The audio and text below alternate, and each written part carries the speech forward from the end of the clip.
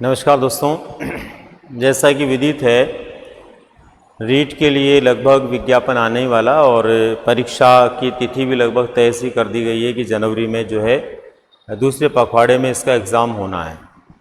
ऐसी स्थिति में हमारे पास में दोस्तों अक्टूबर, नवंबर, दिसंबर और जनवरी को मिलाकर यदि हम बात करें तो लगभग हमारे पास में 100 दिन का समय है और उन 100 दिनों में से भी छुट्टियां आदि निकाल देते हैं तो और भी वो कम रह जाता है। लेकिन एक बार के लिए हम यहाँ पर बातचीत करें कि हमारे लगभग 90 से 100 दिन के अंदर किस तरह से हम तैयारी करें, क्या हमारी रणनीति रहे कि हम निश्चित रूप से सफलता को प्राप्त कर लें या अध्यापक पात्रता परीक्षा को हम पास कर लें। दोस्तों, सबसे पहले किसी भी रणनीति को जानने का जो पहला तरीका है, पहली समझ है, वो ये होनी चाहिए कि हमारा जो सिलेबस है वो क्या है, हमारा पाठ्यक्रम क्या है और उस पाठ्यक्रम में से जो प्रश्न पूछे जाएंगे वो कितनी संख्या में कैसे कैसे पूछे जाएंगे, ये सबसे पहले हमें जानना जरूरी होता है। तो जैसा कि आपको विदित है, मैं सबसे पहले आपको उसी पाठ्यक्रम के बारे में बता रहा हूँ जो आपको जानकारी में है, आपको विदित है। दोस्तों, 100 दिन में भी पात्रता सिद्ध कर सकें, ऐसी रणनीति हमें बनानी है कि भले ही 100 दिन हमारे पास बचें फिर भी हम निश्चित रूप से अपनी पात्रता को सिद्ध कर लें। तो सबसे पहले नंबर पर दोस्तों हमें हमारे पाठ्यक्रम का आइडिया होना चाहिए। पाठ्यक्रम की पूर्ण जानकारी जरूरी है। अगर हमें पाठ्यक्रम की पूर्ण जानकारी नहीं है तो भी हम लोग जो है हम सही तरीके से तैयारी नहीं कर पाएंगे, नहीं कर सकते हैं। यहाँ एक एक करके मैं बता देता हूँ। आपको ये तो पता ही है दोस्तों कि रीट जो है इसके लिए 2 लेवल हैं। रीट के लिए 2 लेवल हैं, जिसमें एक है लेवल 1 यानी लेवल फर्स्ट और दूसरा है लेवल सेकंड। अब लेवल फर्स्ट जो है इसके अंदर कौन कौन से सब्जेक्ट पूछे जाते हैं और कितने प्रश्न उसमें से आते हैं, उन प्रश्नों को किस तरह से पूछा जाता है। तो यहाँ देखिए, लेवल 1 में यदि हम बात करते हैं दोस्तों तो इसमें एक तो आपके सब्जेक्ट होता है बाल विकास। बाल विकास यानी कि सीडीपी वाला पार्ट होता है, सीडीपी। इस सीडीपी के अंदर आपके टोटल प्रश्न आते हैं दोस्तों 30 और 30 के 30 प्रश्न ही बाल विकास से जुड़े हुए होते हैं। ठीक है। इसके बाद में दूसरे नंबर पर आपकी आती है इसमें भाषा first, language first. Language first जो होती है दोस्तों, इसके अंदर टोटल प्रश्न आने होते हैं 30, लेकिन ये 30 प्रश्न 2 तरह से आते हैं। आपके इसमें 30 में से 15 क्वेश्चन आपके आते हैं व्याकरण से संबंधित, भाषा से संबंधित। 15 क्वेश्चन किसके? भाषा से संबंधित आते हैं, प्लस इसके अंदर 15 क्वेश्चन आते हैं मेथड से संबंधित। ये आपको ध्यान रखने वाली बात है कि 15 क्वेश्चन किससे संबंधित आएंगे? मेथड से संबंधित आएंगे, ठीक है ना। और 15 क्वेश्चन आपके भाषा से संबंधित आएंगे। ये लैंग्वेज फर्स्ट में होता है। इसके बाद में बात आती है भाषा सेकंड। भाषा सेकंड की हम बात करें तो इसके अंदर भी 30 प्रश्न आते हैं, लेकिन यहाँ पर 20 प्रश्न जो आते हैं वो आपके भाषा से संबंधित होते हैं और इसमें 10 प्रश्न आते हैं वो आपके किससे संबंधित होते हैं? मेथड से संबंधित होते हैं। इसी तरह से दोस्तों इसके अंदर आपके चौथा जो पेपर आता है वो आता है गणित का। गणित इसमें आपको पूछा जाता है। गणित में भी इसके 30 प्रश्न आते हैं और 30 में से 20 प्रश्न जो होते हैं वो गणित से संबंधित होते हैं और 10 प्रश्न आपके होते हैं इसमें भी वो मेथड से संबंधित होते हैं। समझ पा रहे होंगे बात को आप। और इसके बाद में यदि हम बात करें इससे आगे तो इसमें देखो, इसमें आगे 5वें नंबर पर आपका जो विषय होता है वो होता है ईवीएस, पर्यावरण अध्ययन। और पर्यावरण अध्ययन में भी दोस्तों आपके 30 प्रश्न आते हैं। इसमें भी 20 प्रश्न आपके जो आते हैं वो ईवीएस से जुड़े हुए होते हैं और 10 प्रश्न इसके अंदर जो आपके आते हैं वो मेथड से संबंधित आते हैं। तो सबसे पहले तो लेवल फर्स्ट वाले इस बात को जान लें कि लेवल फर्स्ट के अंदर आपका सब्जेक्टिव जो पेपर होता है उतना ही आपके साइको और मेथड का रोल होता है, बराबर होता है। यानी कि आपके दोनों में बराबर प्रकार के प्रश्न होते हैं। इधर आप टोटल करते हैं इनका तो ये आता है 75 प्रश्न, और इधर भी आप टोटल करते हैं तो ये भी कितना आता है, 75 प्रश्न आते हैं। इसका मतलब ये हुआ दोस्तों कि हमें ये ध्यान रखना पड़ेगा कि लेवल फर्स्ट में साइको से लेकर के मेथड तक का जो मैटर है ये आपके लिए आधे एग्जाम के लिए जिम्मेदार है। यदि आपको लेवल फर्स्ट की पात्रता सिद्ध करनी है तो सबसे पहली जरूरत है कि आपका साइकोलॉजी और आपके मेथड बहुत अच्छे होने चाहिए। इसको लेकर के कोई कमी आपकी नहीं बचनी चाहिए, जिसमें बाल विकास से संबंधित सारे प्रश्न आप अच्छे से कर पाएं, सभी विषयों के मेथड आप अच्छे से कर पाएं, ये क्षमता आप में पैदा करनी पड़ेगी। दूसरे नंबर पर दोस्तों जब आपका ये वाला पार्ट है, इधर वाला 75 क्वेश्चन का, ये बहुत अच्छा हो जाता है, तो फिर आपको लैंग्वेज फर्स्ट और सेकंड में ये जो प्रश्न है लैंग्वेज फर्स्ट के 15 और लैंग्वेज सेकंड के 20, इस पर आपकी कमांड बनानी पड़ेगी।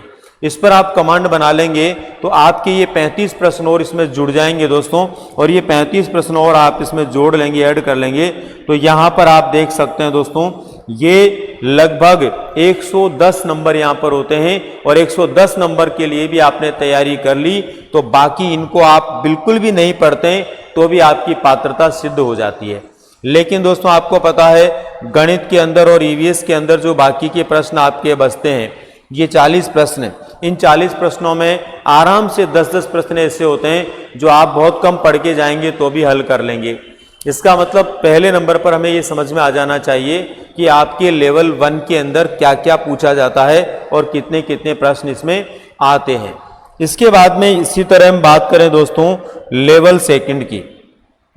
लेवल सेकंड के अंदर हमारे पास में क्या है, लेवल सेकंड के अंदर हमारे पास में 2 विषय होते हैं। एक हमारा जो होता है वो एसएसटी होता है और एक हमारा जो होता है वो साइंस मैथ होता है। तो पहले हम एसएसटी की बात करें। एसएसटी के अंदर भी क्या है दोस्तों, पहला विषय इसके अंदर वो आता है सीडीपी वाला आता है। सीडीपी का मतलब आप समझ पा रहे होंगे, बाल विकास वाला आता है, बाल विकास। और इसमें दोस्तों बाल विकास के अंदर वही स्थिति है, इसके अंदर भी आपको कितने प्रश्न पूछे जाने, 30। इसके बाद में दूसरा आपका आता है लैंग्वेज फर्स्ट, भाषा फर्स्ट। भाषा फर्स्ट के अंदर यदि हम बात करें तो इसमें टोटल 30 प्रश्न आते हैं, और ये 30 प्रश्न जो आते हैं उसमें से दोस्तों यहाँ पर भी आपके 30 प्रश्नों में से 15 प्रश्न आते हैं आपके भाषा से जुड़े हुए, और 15 प्रश्न आपके आते हैं मेथड से जुड़े हुए। ठीक है ना। इसी तरह से आपके यहाँ पर भी भाषा सेकंड होती है, और उस भाषा सेकंड के अंदर 30 प्रश्न आते हैं। इन 30 प्रश्नों में से यहाँ पर भाषा के प्रश्न आते हैं 20, और दोस्तों 10 प्रश्न आते हैं यहाँ पर भी मेथड के। इसी तरह से यहाँ पर एक चौथे नंबर का पेपर होता है, 5 नहीं होते इसमें 4 ही होते हैं। तो 5वें नंबर पर आता है आपका सामाजिक अध्ययन। क्या आता है, सामाजिक अध्ययन या सामाजिक विज्ञान आता है दोस्तों। और इस सामाजिक विज्ञान में आपके जो टोटल प्रश्न पूछे जाते हैं वो पूछे जाते हैं 60। और ये जो 60 प्रश्न होते हैं ना, इनको ऐसे पूछेंगे आपसे कि 50 प्रश्न तो आपके जो है एसएसटी के होंगे, और उसके बाद में 10 प्रश्न आपके जो होंगे दोस्तों वो होंगे मेथड के।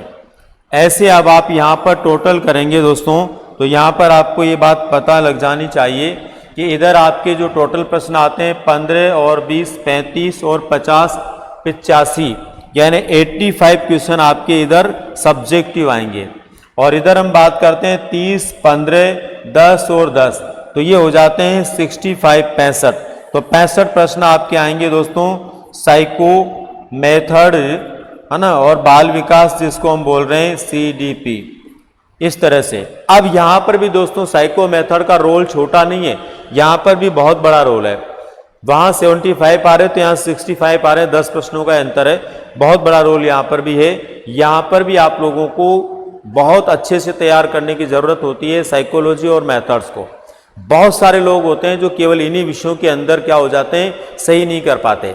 आपने यदि 2016 2011 के पेपर देखे हों टेट या रीट के रूप में जब हुए तो आपको पता है उसमें साइको और मेथड में जो प्रश्न पूछे गए यानी बाल विकास में और मेथड में प्रश्न पूछे गए वो अपने आप में इतने जटिल थे कि वहाँ पर काफ़ी लोग उनको ठीक प्रकार से नहीं कर पाए। तो ऐसी स्थिति में इन विषयों को आप लोगों को बहुत बेहतर बनाने की आवश्यकता है।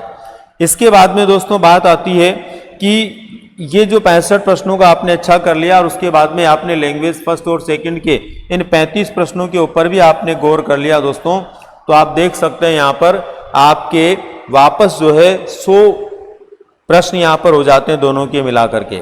वहाँ पर कितने हो रहे थे 110, यहाँ 100 हो जाते हैं और 100 प्रश्न आपने बहुत बेहतर से तैयार कर लिए। तो इन 50 में से कुछ प्रश्न आपको जरूर आएंगे, यहाँ पर भी आपकी पात्रता आसानी से आप सिद्ध कर सकते हैं, बशर्ते आपको ये पता हो कि मुझे किस विषय वस्तु पर सबसे ज़्यादा ध्यान देना है। ऐसे ही दोस्तों यदि हम बात करें तो लेवल सेकंड के अंदर हमारा साइंस मैथ होता है। लेवल सेकंड में साइंस और मैथ, तो ये साइंस और मैथ होता है लेवल सेकंड में। इसके अंदर भी सेम उसी तरह से यहाँ पहला विषय वही आता है CDP वाला, यानी आपका बाल विकास। और इस बाल विकास वाले पार्ट के अंदर वही दोस्तों यहाँ पर भी आपके कितने प्रश्न आने हैं 30 आने हैं। इसके बाद में दूसरे नंबर पर भाषा फर्स्ट यहाँ पर भी आती है और भाषा फर्स्ट के लिए यहाँ पर 30 प्रश्न होंगे। उन 30 प्रश्नों में वही 15 क्वेश्चन आपके भाषा के होंगे और 15 क्वेश्चन आपके किसके होंगे मेथड के होंगे। इसी तरह से दोस्तों आपका तीसरे नंबर पर भाषा सेकंड आता है। भाषा सेकंड के अंदर आपके वही 30 प्रश्न होंगे, लेकिन यहाँ पर 20 प्रश्न आपके भाषा में से पूछे जाएंगे और आपके 10 प्रश्न मात्र किसमें से आएंगे मेथड में से आएंगे। इसी तरह से दोस्तों चौथे नंबर पर यहाँ जो सब्जेक्ट होता है वो होता है विज्ञान और गणित। विज्ञान प्लस गणित होता है और विज्ञान प्लस गणित की यदि हम बात करें दोस्तों तो यहाँ पर टोटल 60 प्रश्न आते हैं। इन 60 प्रश्नों के अंदर अपने को ध्यान रखना है कि 50 प्रश्न जो आएंगे वो तो साइंस के और मैथ के मिला करके आएंगे। साइंस और मैथ को मिला करके 50 क्वेश्चन यहाँ पर आने हैं और यहाँ पर दोस्तों 10 प्रश्न आपके आने हैं मेथड के, जिसके अंदर कुछ साइंस के मेथड भी होंगे कुछ मैथ्स के मेथड भी होंगे। तो दोनों को मिला करके आपको यहाँ पर ये पूछे जाने हैं। अब यहाँ पर भी टोटल आप करेंगे दोस्तों तो वही टोटल हमें प्राप्त हो जाएगा, यानी कि इधर टोटल सब्जेक्ट की बात करें तो 85 प्रश्न आएंगे और इधर हम CDP और मेथड की बात करें तो 65 क्वेश्चन आएंगे। यहाँ पर भी आप इधर के यदि फर्स्ट और सेकंड लैंग्वेज पर थोड़ा फोकस कर लेते हैं तो 35 प्रश्न यहाँ जुड़ जाएंगे और ऐसे करके 100 प्रश्नों की यहाँ पर भी आप बेहतरीन तैयारी कर सकते हैं। तो कुल मिलाकर ये दोस्तों कि जब हम काम करते हैं, व्यवहार करते हैं, सीखते हैं या फिर तैयारी करते हैं रीट के लिए, तो ये ध्यान रखने की आवश्यकता है कि हमारा पाठ्यक्रम क्या है और किस तरह से हम हमारे पाठ्यक्रम के माध्यम से सही तरीके से प्रैक्टिस करते हुए सफलता को प्राप्त कर सकते हैं या एकदम परफेक्ट जो है अपने रिजल्ट तक जा सकते हैं। तो सबसे पहले नंबर पर जरूरत है दोस्तों हमें किसका पता होना चाहिए, हमारे पाठ्यक्रम का पता होना चाहिए, सिलेबस का पता होना चाहिए। अब यहाँ पर आप लोगों को इस बात का पता चल गया कि हमारे पाठ्यक्रम में से क्या क्या हमें पूछा जाएगा। उसके बाद में बात आती है सेकेंड नंबर पर। सेकेंड नंबर पर बात आती है दोस्तों आप लोगों को क्या करना चाहिए। सेकेंड नंबर पर सबसे पहले नंबर पर आप देखिए अपना जो पाठ्यक्रम है, पाठ्यक्रम के लिए समय का निर्धारण करें। पाठ्यक्रम के लिए किसका निर्धारण करें, समय का निर्धारण करें। जो विषय आपको बहुत आसान लगता है उसके लिए थोड़ा कम समय तय करें, जो आपको जटिल लगता है उसके लिए ज़्यादा समय तय करें। मेरा ये मानना है कि आप अगर नियमित रूप से अध्ययन करते हैं और नियमित रूप से आप अध्ययन करते हैं मान लीजिए 10 घंटे, तो 10 घंटे में से दोस्तों आपको 100% आपके 5 से 6 घंटे जो है किसको देने चाहिए, 5 से 6 घंटे CDP और मेथड को देने चाहिए। यानी कि आपको क्या करने की ज़रूरत है, आप जो है अपने बाल विकास वाले पार्ट में और मेथड वाले पार्ट में कम से कम कितना समय दे रोज का, 5 से 6 घंटे, क्योंकि आपका बहुत खास महत्वपूर्ण क्षेत्र है। उसके बाद में दोस्तों आपको जो है एवरेज 2 घंटे नियमित रूप से किस पे देने हैं, अपनी भाषा पे देनी है।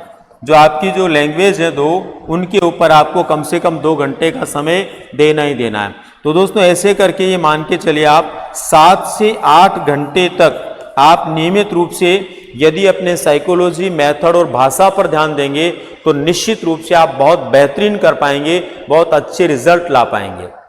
इस पर आपको कोताही नहीं बरतनी चाहिए, ज़्यादा से ज़्यादा इस पर ध्यान देना चाहिए। अब इसके बाद बात आती है दोस्तों, बाकी आपके पास में यहाँ पर जो है 2 से 3 घंटे का समय बचता है। ये 2 से 3 घंटे आप लोग जो है अगर लेवल 1 में हैं तो लेवल 1 के अनुसार आपको जो है मैथ में और ईवीएस के अंदर इस समय को खर्च करना चाहिए। यदि आप लेवल 2 में हैं तो आपका जो भी सब्जेक्ट है, चाहे वो आपका एसएसटी है, चाहे आपका वो मैथ साइंस है, उसके ऊपर इस समय को देना चाहिए। मेरा कहना यह है, रीट की पात्रता परीक्षा को सिद्ध करने के लिए, उसको पास करने के लिए आपको ज़्यादा से ज़्यादा समय किस पर देना है? साइकोलॉजी, बाल विकास, मेथड, शिक्षा शास्त्र वाला जो पार्ट है उस पर, और लैंग्वेज पर, दोनों लैंग्वेज जो फर्स्ट और सेकंड, उस पर सबसे ज़्यादा ध्यान देना चाहिए। और पहले दिन से इनके ऊपर ध्यान देना शुरू कर दीजिए। टोटल आपका जो समय 10 घंटे कम से कम आप पढ़ाई कीजिए, मिनिमम से मिनिमम, उसमें 7-8 घंटे इन पे दीजिए, 2-3 घंटे इन पे दीजिए। आप बहुत अच्छा गेन कर पाएंगे, बहुत अच्छा रिजल्ट प्राप्त कर पाएंगे। दोस्तों यहाँ पर ये बात और आपको ध्यान में रखनी है कि हमें कौन सी बुक्स पढ़नी चाहिए, कौन सी किताबें पढ़नी चाहिए जो सुनिश्चित रूप से हमें सफलता तक ले जाए। तो ध्यान रखिए, हमें पढ़ने के लिए उन किताबों का उपयोग करना है, उन बुक्स का उपयोग करना है जिनमें विषय वस्तु गुणवत्ता मूलक हो और सकारात्मक परिणामों की तरफ ले जाने वाली हो। मैं आपकी जानकारी के लिए यहाँ बताना चाहूँगा कि अभी हाल ही में रीट के लिए मेरी एक नई बुक लॉन्च हुई है और सहज इंडिया पब्लिकेशन के माध्यम से वो आई है। अब तक की जितनी भी मेरी बुक्स है, उन बुक्स के अंदर रीट को लेकर के सबसे बेहतरीन तरीके से, बहुत अच्छी विषय वस्तु के साथ में, अच्छे कलेवर के साथ में, बहुत अच्छे प्रश्नों के साथ में उसको मैंने प्रस्तुत किया है। अगर आप उस पुस्तक को लेकर के अपने रीट के लिए तैयारी करते हैं दोस्तों, तो मेरा भरोसा है कि सीडीपी वाले पार्ट में आपके जो 30 प्रश्न आने हैं उनमें मैक्सिमम क्वेश्चन आपको वहाँ से मिल जाएंगे। इधर उधर भटकने की किसी पुस्तक की ज़रूरत नहीं पड़ेगी। भाषा उसकी बहुत सरलतम तरीके से मैंने तैयार की है। अब इसके बाद में बात आती है मेथड्स की। मेथड्स के लिए भी, सभी विषयों के लिए मेरी मेथड्स की भी बुक्स आती है, वो भी आप देख सकते हैं। मेरे अलावा भी किसी अन्य राइटर की बुक्स में आपको अधिक लगाव है या उन बुक्स को आप अच्छे से पढ़ पाते हैं, समझ पाते हैं, तो वो भी आप पढ़ सकते हैं। हर कोई व्यक्ति अपने बेहतरीन देने की कोशिश करता है, जैसे मैंने प्रयास किया, दूसरों ने भी उसी तरह प्रयास किया है, तो आप वो भी पढ़ सकते हैं। लेकिन खास तौर पर उस पुस्तक को पढ़ें जिसकी लैंग्वेज आपको समझ में आए और आपको इस बात का भरोसा और विश्वास हो कि आप जो कर रहे हैं या सीख रहे हैं वो आपके लिए निश्चित रूप से काम आएगा। पीछे के पेपर्स भी मिलान करें कि पीछे जो परीक्षाओं में पूछा गया है क्या उस क्षेत्र से आया था, उस पुस्तक में इस तरह की कोई बात है, ठीक है। तो ये आपको ध्यान देना सभी विषयों में। बाकी विषयों में भी इसी तरह से आपको करना है। आपको मैथ है, पर्यावरण है, या एसएसटी है, या मैथ्स है, साइंस है, वहाँ पर आप लोगों को अपने खुद के शॉर्ट नोट्स बना लेने चाहिए ताकि आप उनको कम समय में पढ़ करके कुछ प्रश्न वहाँ पर भी अच्छे कर पाएँ, ताकि आपकी पात्रता सिद्ध करने में आपको कोई दिक्कत नहीं हो। जैसा कि आपको विदित है दोस्तों, हमारे शिक्षक बनने में ग्रेड 3 का एग्जाम हमें और देना है, तो यहाँ रीट को केवल पात्रता परीक्षा रखा गया, तो हमें निश्चित परसेंटेज तक पात्रता के अंक लाने हैं। तो ऐसा भी नहीं कि बहुत ज़्यादा समय इसमें लगाएं, लेकिन दोस्तों ये भी ध्यान रखो कि आने वाली परीक्षा के अंदर नियमों में बदलाव होने की बात कही गई है। माइनस मार्किंग को लेकर के भी विचार दिया गया है, तो कहीं ऐसा नहीं हो जाए कि आप इस पर ध्यान नहीं दे पाए और गड़बड़ हो जाए। तो इसलिए आप लोगों को बहुत अच्छे से इस चीज़ को समझते हुए पात्रता परीक्षा के लिए भी पूरे मन के साथ तैयारी करनी है, वरना यदि पात्रता परीक्षा हमारी रह गई और हमने डायरेक्ट 3rd ग्रेड पर ध्यान दे लिया तो कहीं के नहीं रहेंगे। पात्रता का हमारा सिद्ध होना बहुत ज़रूरी है, इसलिए अभी 2-3 महीने का समय आपको मैक्सिमम इसी में देना चाहिए। यदि कोई 3rd ग्रेड की तैयारी करना शुरू भी कर चुका है तो एक बार के लिए उसका पूरा फोकस किस पे होना चाहिए? पात्रता परीक्षा के पाठ्यक्रम पर होना चाहिए, उसकी विषय वस्तु पर होना चाहिए और उसी पर गौर करने की आवश्यकता उसको महसूस होनी चाहिए, तभी जाकर के वो निश्चित रूप से अच्छा इसमें कर पाएगा। दोस्तों मैं आप लोगों की जानकारी के लिए यहाँ बता देना चाहूँगा कि जैसा कि आपको विदित है, नेक्स्ट गुरु संस्थान के माध्यम से मैं रीट के पाठ्यक्रम को लेकर के एक खास कार्य करने जा रहा हूँ और कर रहा हूँ। इसमें ऑफलाइन और ऑनलाइन दोनों प्रकार के बैचेज उपलब्ध हैं। ऑफलाइन क्लासेस भी हमारी उपलब्ध है और ऑनलाइन क्लासेस भी हमारी उपलब्ध है। इनके अलावा दोस्तों YouTube के माध्यम से भी आपने देखा होगा बहुत सारी हमारी क्लासें हैं और बहुत जल्द YouTube के माध्यम से भी हम एक कोर्स शुरू करने जा रहे हैं। ऑफलाइन क्लासेस के लिए हम बात करें तो कोटा में, उदयपुर में और जयपुर में हमारे ऑफलाइन सेंटर हैं। इन तीनों ही सेंटरों के ऊपर साइकोलॉजी और मेथड में खुद पढ़ाने वाला हूं, इसलिए आप साइकोलॉजी और मेथड में बहुत बेहतरीन करना चाहते हैं, अच्छे रिजल्ट्स की ओर बढ़ना चाहते हैं तो आपको यहां पर एडमिशन लेना चाहिए। तीनों जगह पर जो भी स्टूडेंट नीट के होंगे उनको मैं खुद पढ़ाने वाला हूं। इसी तरह से ऑनलाइन कोर्स हमारा सब जगह के लिए उपलब्ध है। रीट के लिए लेवल 1 का भी है, लेवल 2 का भी है, SST का भी है, साइंस मैथ का भी है। ये लेकर के भी आप अपनी बेहतरीन तैयारी कर सकते हैं। वहाँ पर भी हम लोग जो है सभी विषयों पर बहुत अच्छे से प्रयास करने के साथ ही साइको मेथड खुद मैं वहाँ पर ले रहा हूँ और ऑफलाइन क्लास ही आपको ऑनलाइन मिलती है, तो इसका मतलब सीधी सीधी बात है जो ऑफलाइन में पढ़ रहा है स्टूडेंट सेम वही चीज़ उसको ऑनलाइन में पढ़ने को मिलेगी। यूट्यूब के माध्यम से मैं बता दूं दोस्तों 14 तारीख से हम लोग 14 अक्टूबर से हम लोग जो है एक विशेष प्रकार का बैच जो है ला रहे हैं, सुफल बैच। जो विद्यार्थी हमारे ऑनलाइन ऑफलाइन दोनों ही प्रकार के बैच को लेने में असमर्थ है, न तो ऑफलाइन आ सकता न ऑनलाइन वो खरीद सकता, तो सुफल बैच हम लेकर के आ रहे हैं यूट्यूब के माध्यम से, जो कि आपको पता है जो यूट्यूब का हमारा चैनल है नेक्स्ट गुरु बाय RK वैष्णव के नाम से है, उसको आप सब्सक्राइब कर लें। वहाँ पर सुफल बैच आएगा 14 तारीख से।